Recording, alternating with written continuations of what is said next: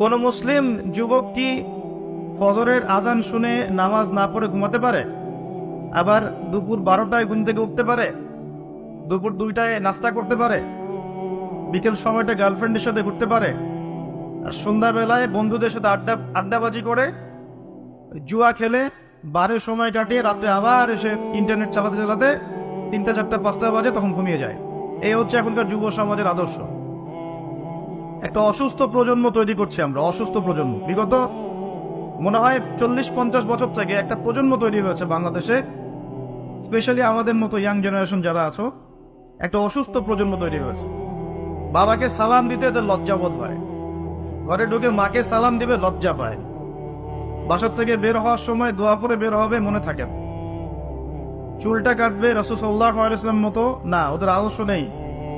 Dress up, এটা পোশাক আশাক হবে ইসলামিক লেবাস, ওদের লজ্জা লাগে, মনে হয় যেগুলো এই যুগে মনে হয় চলেন, যদি ঢিলাঢালা পোশাক পরি তাহলে আমি পিছিয়ে পড়ব, এটা মনে হয়। তারপরে দেখা যায় পাপকে তারা খুব একটা পাপ মনে করে না। জেনা ওদের কাছে পাপ নয়, প্রিমিক্সিং ওদের কাছে কোনো পাপ নয়, ছেলে মেয়ের অবাধ মেলামেশা ওদের কাছে কোনো পাপ মনে হয় না, এটা স্বাভাবিক মনে হয়। গার্লফ্রেন্ড বয়ফ্রেন্ড কালচার ওদের কাছে স্বাভাবিক মনে হয়। মাদকদ্রব্য অলমোস্ট এভরিবডি ওই প্রজন্মের মাদক, সিগারেট, গাঁজা, ইয়াবা, ফেন্সিডিল এগুলোর সাথে সম্পৃক্ত। ম্যাক্সিমামই পর্নোগ্রাফির সাথে সম্পৃক্ত। প্রকাশ্য গোপনে মোবাইলে, ইন্টারনেটে, বাসায়, ল্যাপটপে সবাই পর্ন দেখছে বসে বসে।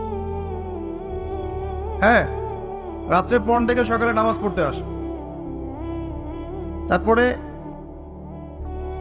অপসংস্কৃতি, বিভিন্ন কনসার্টে এদেরকে পাবেন আপনি, বিভিন্ন এই যে পিকনিক এর মৌসুম চলছে এখন, উচ্চস্বরে গান বাজনা বাজাবে, হ্যাঁ, ওখানে মাদকদ্রব্য সেবন করবে, সারা রাত জাগবে, ওখানে পাবেন আপনি এদেরকে।